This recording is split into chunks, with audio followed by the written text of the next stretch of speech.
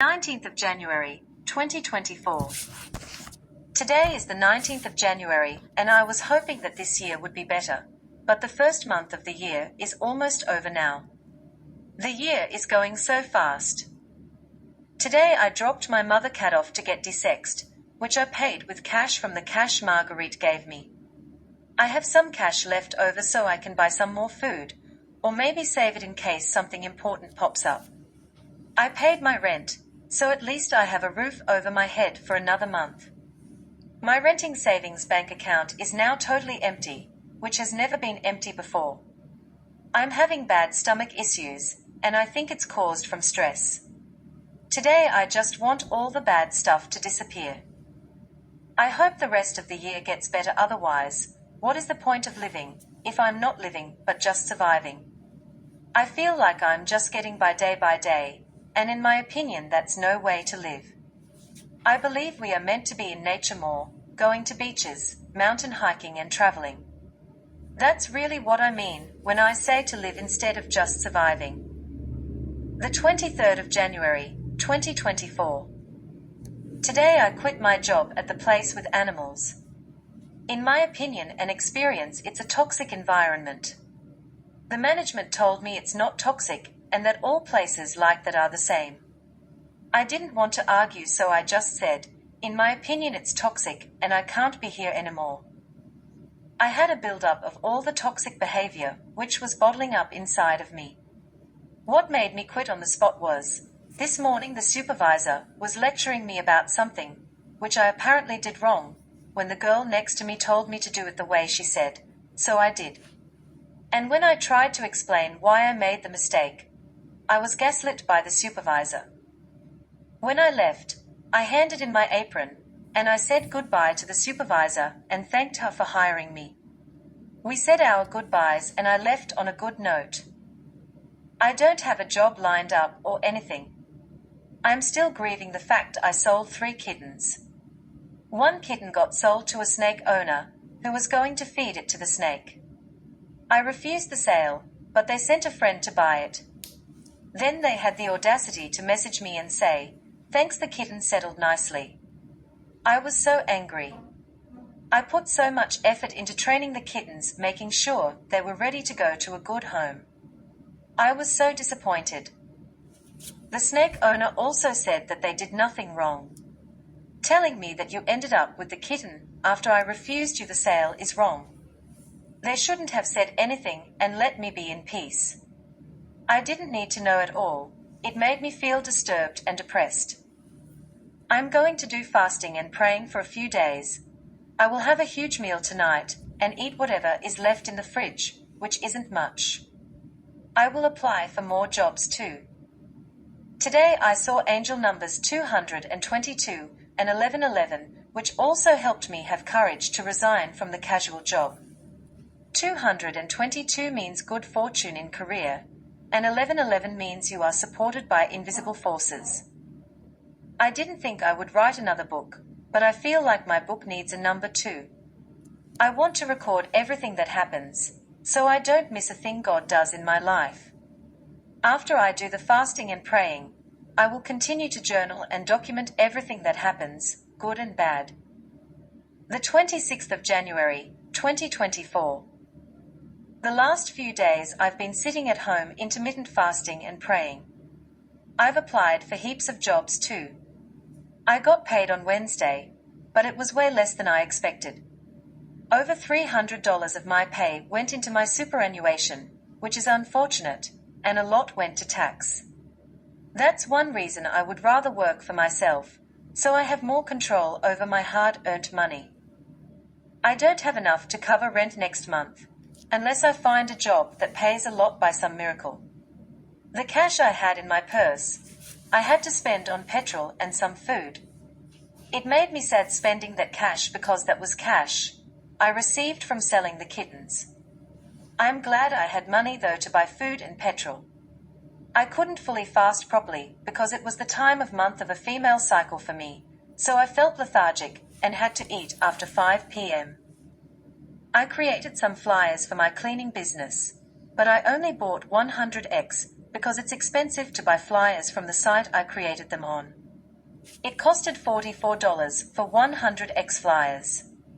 I will letterbox drop around a couple of rich suburbs. I went to the gym today to burn some anger, anxiety, and bad emotions. It felt good going there because I felt the good endorphins and positive energy afterwards. After the gym, I went to the shops and bought some cereal, milk, and fruit with my credit card, which I am too afraid to look at. I'm just living day by day, praying and applying for jobs. Yesterday I cleaned my whole house and clipped my cats. My dishes were piled up and their carpets were covered in cat fur. I felt good after cleaning my house. It put me in a better state of mind. Hopefully my cats won't drop so much fur being clipped. It's summer, so they drop a lot of fur. I want to do some sewing, but I have no mental or physical energy to do it. I feel drained from anxiety, and my creative power seems to be non-existent right now. Also, I feel angry and disappointed in myself, because I put so much time and energy sewing containers full of headbands and not selling any. So, I've lost the will and inspiration to sew. I do want to though, I'm just scared of my own rage. I might get angry at myself, so I will wait until I feel positive and calm, then do some sewing. I am going to clean Marguerite's house tomorrow, a cleaning customer, and a friend. It's just for 2 hours, then I don't know what I'll do. I might look around at places I want to work and see if anywhere is hiring right now. I'll try my luck. This is my prayer for today. Dear God, please send real help into my life and a high-paying income. Thank you for providing for me every single day and bringing peace into my heart, so that I do not worry about the future. Thank you for sending some of your best angels to take care of me and watch over me. I am sorry for all the times I didn't have faith in you, God. Please show me a sign that you hear my prayer. Amen. I'll end this chapter for today. The 28th of January, 2024. Yesterday, I asked my old workplace for a separation certificate so that I can apply for welfare again. I'm just waiting patiently for my certificate. I had to cancel the job seeker claim because it was taking months to be approved. It was stuck in the processing stage. Now I'm applying for disaster help payment, which is a one-off payment, just to help with bills. I can only apply for it with the separation certificate. I'm also praying to God to help me. I only have $400 in my rent account, less than $200 on my credit card. I have less than $200 in my main account for bills too. I am going to keep praying for a job which pays weekly. I will apply for more jobs too. Today Marguerite and I went to Carlton in the city and went to a handcraft Italian shoe shop, and Marguerite bought me some nice and expensive shoes. I felt overwhelmed because I find it hard accepting gifts. I'm usually the giver. It was nice of her to do that. She's like an auntie to me.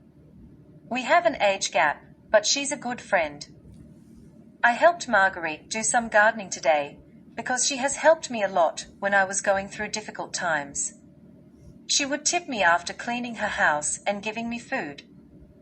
It's nearly the end of January and I feel like I haven't accomplished anything, but I am still alive somehow.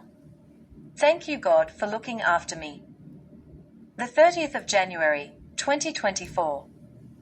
Today I went to Centrelink, welfare establishment, to reapply for job seeker payment. I have a phone appointment on the 1st, so I am praying that it gets approved this time. I also applied for special benefit payment. I was about to give up hope, but something told me to go to Centrelink today, so I did. My flyers for my cleaning business came today, so that will give me something to do, letterbox dropping. It's a nice day today. It's 22 degrees and no wind. For some reason I don't feel any anxiety. I feel like I'm in a peaceful state of mind. Yesterday I went to Commonwealth Bank to open a new account because I'm with Bankwest, and there are no Bankwests around me. The reason I opened an account with a new bank is because a lot of cleaning customers like to pay with cash, so it's easier to deposit cash into a nearby bank, then transfer the money across to my other bank. The funny thing is, Commonwealth Bank owns Bankwest, so you would think I could have access to my Bankwest account at Commonwealth, but it doesn't work like that for some reason. I went to a different Anytime Fitness gym yesterday to try something new. It was only 15 minutes away. There's quite a few Anytime Fitness gyms around me, so I'm going to try them all out instead of just my local one. Working out helps me stay in a positive state of mind and helps me set goals so that at least I am trying to achieve something. I am a person who always needs a goal, a life plan, or some kind of direction. I don't like sitting around waiting. I also don't like boring jobs with no opportunities. To me, those jobs feel like a waste of time. Anyway, I have faith in God to provide for me. I have given God and my angels all my anxiety and fear. The angels keep nudging me to write this book or journal, so I will listen. Something interesting and out of the blue just happened. It's around 8 p.m. My dad's best friend called me from an unknown number. He rang me to explain that he is not my father. It was a long conversation about how he wouldn't be. He said he is willing to do a DNA test or send me results.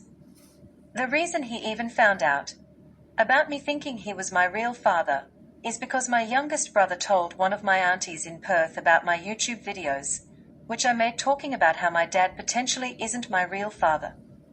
I am so happy he rang and gave me closure, because my mum didn't give me closure when I asked her. She just laughed and didn't answer my question about who my real dad is. I'm so glad my dad's best friend wasn't angry or abusive over the phone. He was kind and understanding. I just deleted the YouTube video because I have closure now. All I wanted was the truth. The 1st of February, 2024. So today is the 1st of February, and I have started another 3 days fast. Hopefully I will be able to go through with it this time. I am trying to get close to God so He can give me some life direction. Yesterday, my dad's best friend rang me again, and we talked for hours. He offered for me to stay at his vacant house if I decide to move back to WA. Apparently there are heaps of businesses looking for employees over there right now.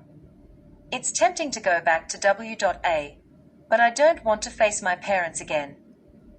My dad's best friend told me that he found my YouTube videos of me talking about my childhood, which he shared with one of my aunties. He told me that my auntie sent a video link of me to my mum, and that my mum was in denial about everything to my auntie.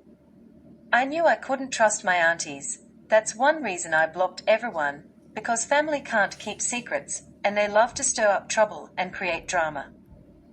As I was sitting here writing this chapter, my dad's best friend rang me and asked for my bank details. He sent me some money to help me. I feel so grateful and relieved. I'll now be okay for another month or so. Now I can focus more on finding a job. I was so worried and stressed out about money. When I get a job, I will pay him back. I'll also try and pay Marguerite back, and the guy that helped me out in the past. They all gave me hope that good people still exist and that there is help out there. Thank you, God, for helping me in these times of struggle. Amen. They don't expect me to pay them back though, and if I am unable to, then I pray that God will send blessings to their lives. Today I have been adding more to one of my paintings. I've been working on a portrait of one of my favorite YouTubers. They helped me get through some rough times.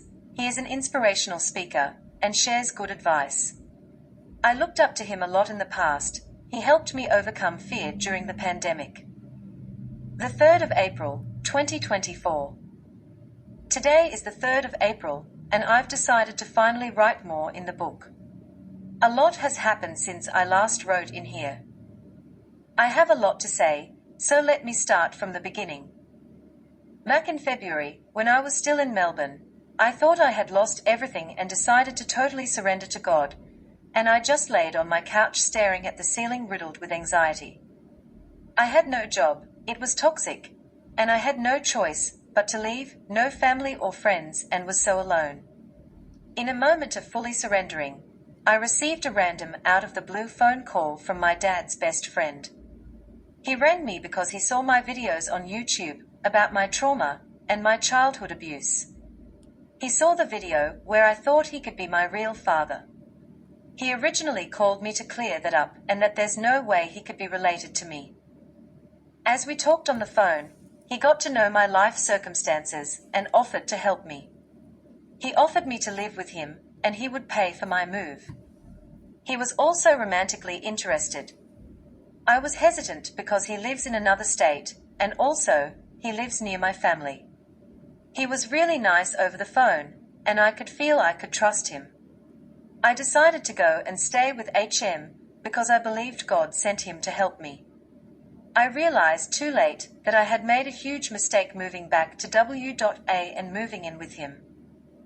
The reason I realized I made a mistake is because as soon as I arrived, he started controlling me and putting me down. I decided to put up with it because I truly believed God sent him to me so I wouldn't become homeless. So, I put up and tolerated it, keeping faith in God and his plan for me. Dad's best friend, I'm just going to call him John to make it easier, decided that I was his girlfriend without even asking me out. John kept pushing my boundaries and tried to financially trap me in a way by making me depend on him. I still have my own bank account and everything. It's hard to explain how he was manipulating me. He uses guilt and shame to control me. He makes me guilty that he helped me and says I used him as a stepping stone to get back to my home state. But that wasn't my intention at all. I was following where God was leading me. He keeps using money and gifts to guilt me with too. Yesterday I had enough of the mind games, isolation, imprisonment, and control, so I decided to leave John even though I have nowhere to go, no family or friends, or even money to survive with. I also left because John said if I get pregnant, that I have to have an abortion, which it's my body so I will decide what I do. He got angry and emotional, and called me non-stop all night last night. I answered a few times only to get put down and made to feel guilt and shame. He even said, "You know the sex is bad, don't you? I'm not with you for that though." I said, "Okay, I guess it is bad then, even though I didn't think that." He is at work right now, so I have a bit of time and freedom to write this book. I got so annoyed by his aggressive and negative behavior, and then I started to think maybe this whole situation wasn't orchestrated from God, but maybe the devil instead. I have already spent 6 years in a toxic relationship, and I cannot do it again. I know the patterns and I pull the wart out by the roots by ending it. He called me a cold-hearted narcissist, when he is the cold-hearted narcissist. So not long ago, I moved into a spare bedroom on the other side of the house after our breakup. Today John kept crossing my boundaries and coming into my room. He sat on my bed putting me down, making me cower and surrender to his control. I was shaking and picking at my blanket. It's like he was barking at me like a demonic dog with his piercing eyes. I kept saying, "Leave me alone. Stop putting me down," but he refused to respect me and my boundaries. I put my head under the blankets and was praying to God, while he was yelling at me. He kept trying to rip the blanket off my head and tried forcing me to stare into his eyes. I couldn't keep eye contact because I was scared, and he wouldn't go away. Over the next few nights, John kept coming into my bedroom when he came home from work, harassing me and waking me up with a fright. He would do the same thing, sit on my bed lecturing me about what a bad person I am, and how I am a low-class citizen like my parents, and that I'll be poor like them. One night I woke up to him standing hovering next to my bed, as I was sleeping. It scared me so much that I told him if he does that again, they'll get a restraining order against him. I said to him that he looks like an axe murderer standing there like that. I knew I could get a restraining order on him, because I secretly went to the police station the day before, behind his back to find out what I can do in my situation. The police couldn't help much because it's emotional abuse, not physical. They said the only thing that I can do is go to court, and get a restraining order on him. I didn't want to go through all that stress, so I went home, but kept it in my mind. Today I was going to ring some safe houses I could move to, but I chickened out because of fear. I am looking at rentals and I have faith I will find where I'm meant to be. Why did God bring me back to my home state of W.A? I just don't know. The situation with my John is suppressing me. I can't sing or whistle or be happy. I'm not allowed to wear what I want, and I can't leave one crumb of evidence of my existence. It's oppressive and emotionally draining. I tried to connect with an auntie, but she has been talking to my dad's best friend and has been poisoned against me.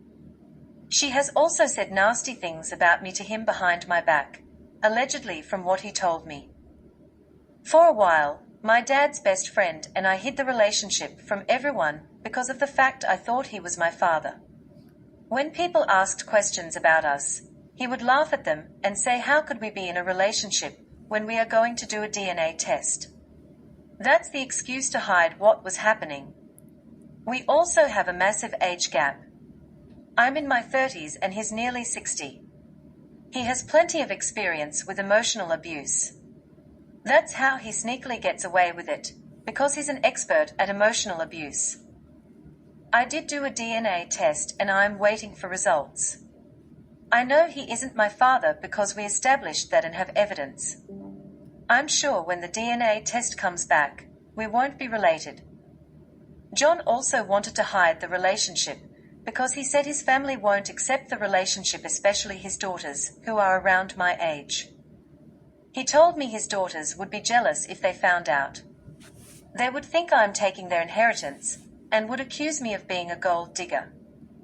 In the first or second week living there, his son jumped the back fence and was sitting on a chair in the back patio, at night time too, when I was home alone. I thought there was a criminal in the backyard and was so scared.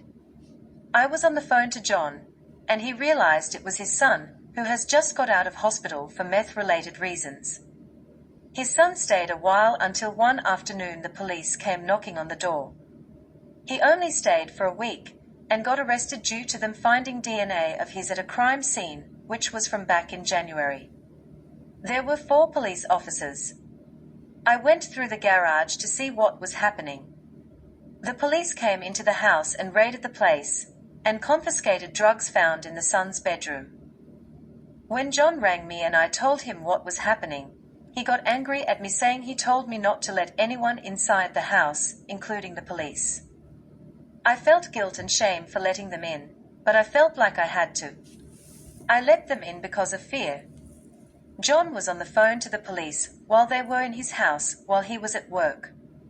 He told the police they are trespassing and to leave the property, but the police said they have right to enter because of evidence from his son and because I let them in as well. On the day the police came, the son was in the front yard messing with the reticulation. He was cutting it all up and destroying the reticulation setting box. He was on meth that day. He was out there all morning. I thought he was gardening or something, so I didn't think much of it. I was shocked when I saw him being arrested. John went ballistic and was in a terrible abusive negative mood all day, and the next day too. He was controlling me and putting me down constantly and yelling about what his son did. The next day John made me go out the front and look at all the damage his son did and kept yelling about how useless his son is and how his reticulation is damaged.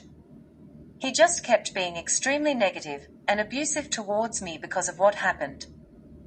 A week after the arrest, John got me to pack all his son's plants onto a trailer so we could take them to the tip. All the way to the tip he was complaining about his son. He threw out perfectly beautiful plants too. I felt uneasy and depressed being around the negative verbal abuse. That's just 1 or 2 examples of the mental abuse I've had to endure. I was sad as well because I love plants, and it was heartbreaking throwing them away to the tip. I didn't let the sadness show though. Before I left to live with John, I realized Marguerite was a fake friend. She showed me how unreliable she was.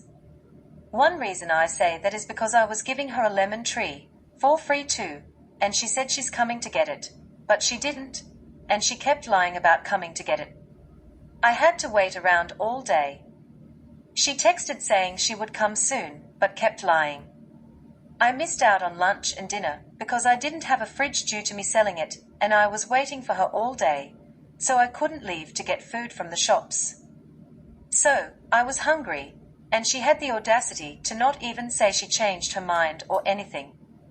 Then the next few days she kept saying she will come and get the lemon tree, but she never did, and one excuse was my husband fell asleep, sorry. So, I didn't care about the tree or her, and I ended up leaving the tree at the property before I left. I had no choice, I was all out of time by then. She had a whole 2 weeks to get the lemon tree.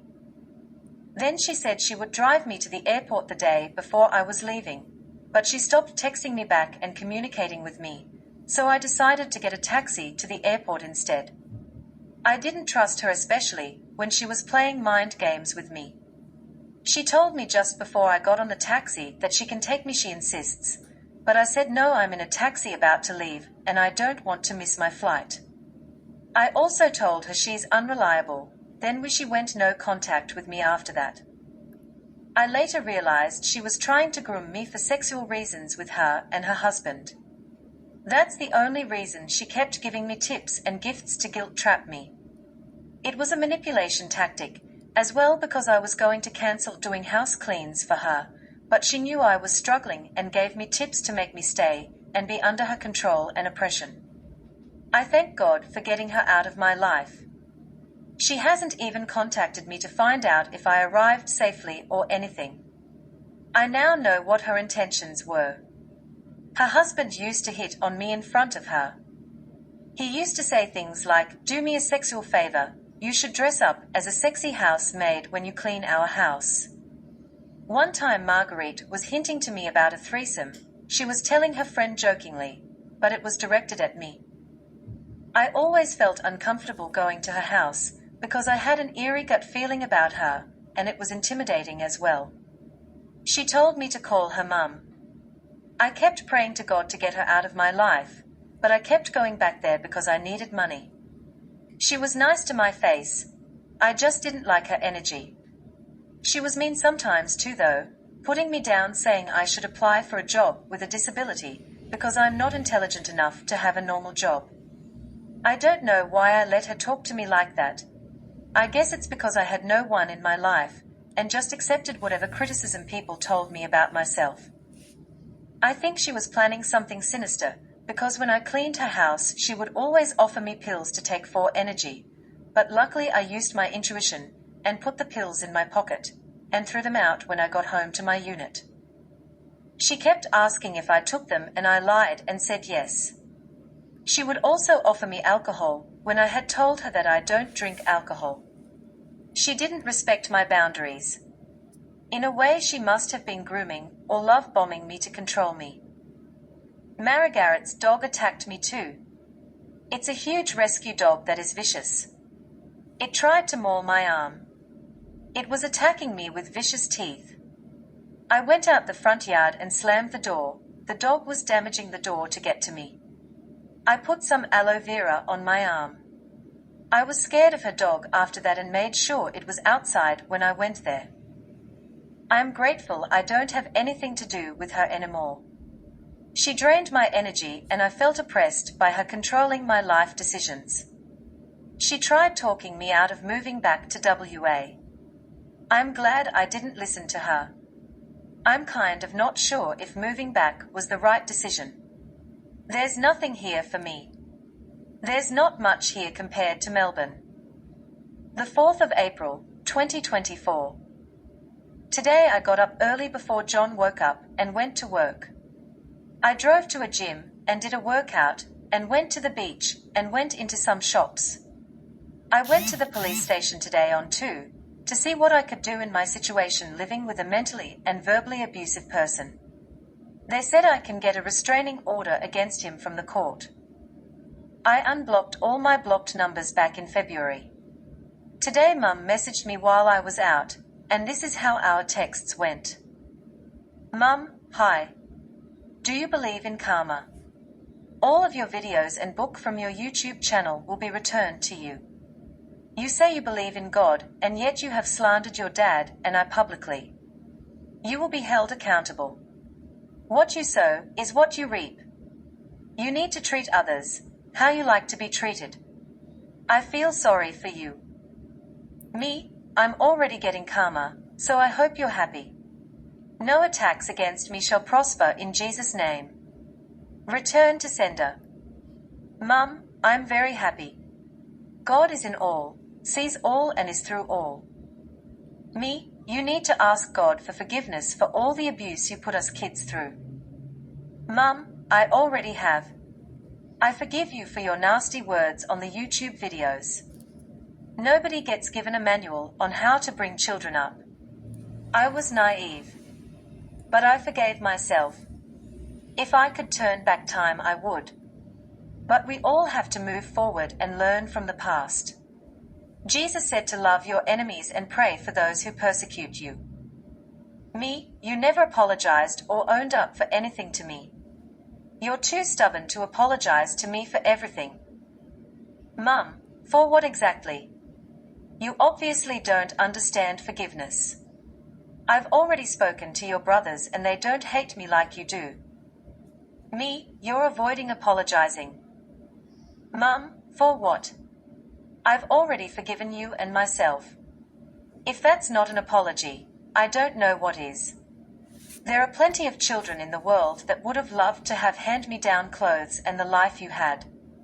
They would be grateful. Me, you didn't apologize to me. Letting Dad strap me every day even when I went through puberty. Making me sleep on a dirty old mattress. Yelling and screaming at me for no reason. Throwing my gifts in the bin. Abusing me when I cleaned the house for you. Breaking my trust when I told you things about my long-term ex in confidentiality. The way you treat animals, like fireworks, making him feel safe and loved, then screaming at him down the street to funk off and go home. You always resented me, never wanted me around. You didn't show me love or kindness that mothers should show. Mum, now how do you feel saying all that? Do you have sun rays coming out of your ass? Go look in the mirror. You don't see. Like I said before, if I could go back and change the past, I would. You can tell me that you're perfect. Me, you're still avoiding apologizing, so I have nothing more to say.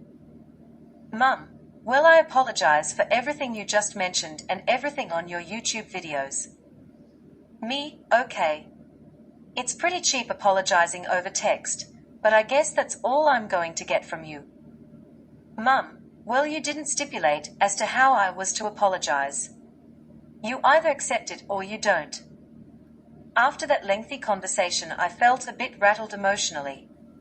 If John keeps harassing me, then I will go to the courts and get a restraining order on him. I will give him a warning first and hopefully he doesn't take it out on me. The police officer told me to make a plan of escape in silence. Don't tell the abuser anything. The 5th of April, 2024. At 3 a.m. this morning, John came into my room for the third time in a row, but this time he was standing over my bed for a while lingering, and I woke up because I'm a light sleeper. Each time, he would sit on my bed and linger there intrusively while staring into my eyes and putting me down constantly to make me feel guilt and shame so that he can dominate me. I kept telling him to leave me alone and to get out. I told him this morning that I will get a restraining order on him if he doesn't leave me alone. He said that it's not possible, but I said it is possible to get a restraining order on him if we live in the same house. I didn't tell him that I saw the police. Later that morning around 10:30 a.m., he decided to get up when he usually sleeps until 12 p.m. He got up just to be in my space. He acted nice today before he left for work. He said he wants me to be his friend still. I told him to stop coming into my room. I think we have resolved our issues and I've set boundaries.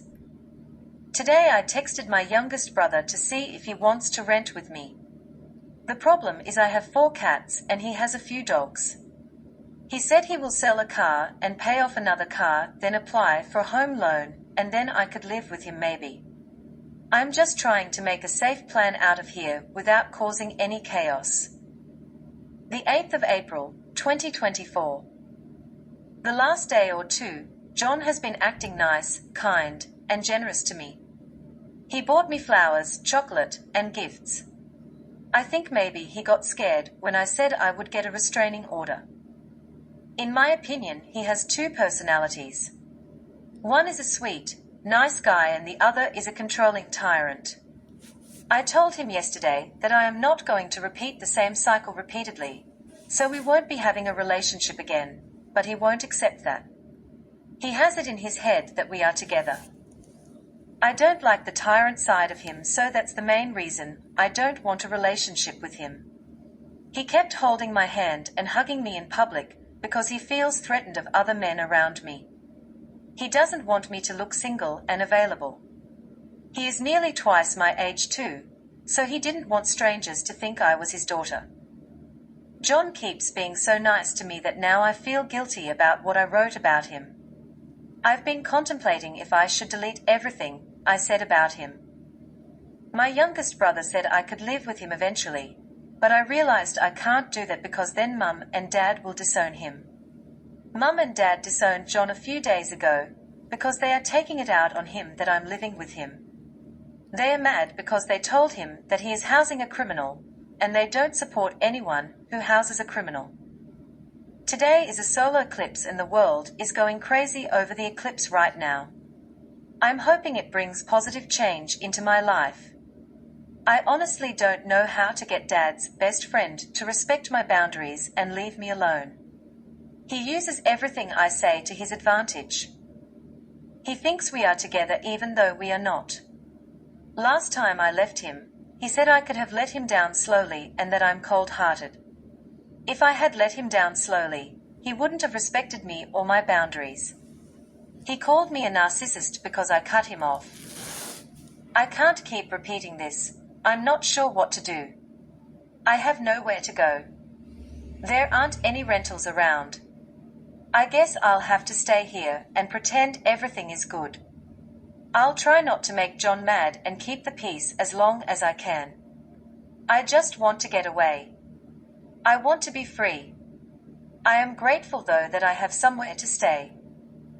He keeps luring me in by giving me compliments and using his charm to manipulate me with. I told him if he comes in my room and stands next to my bed again, that I will call the police. He is a cunning and calculated guy who has years of experience on how to manipulate women. Yesterday, he said he didn't want me to go anywhere out in public because he didn't want anyone to hit on me. He said I can't wear my nice dresses in public if I'm not with him even though we are just friends. He always puts hickeys on my neck and says I'm his property. I push him away and tell him to stop, but he still does it. Last night, one of the cats peed on my bed, and the cat litter trays were smelly, which are right outside my room, so he talked me into sleeping in his bed. I should have enforced my boundaries, but I didn't. I feel weak and easily persuaded by the devil. I saged the house again today to cleanse negative energy. I'm not sure if I should keep these last few chapters or not. They could be relevant in the future, so I might keep them. I'm not using anyone's real name. I'm just telling my story by journaling what I'm going through.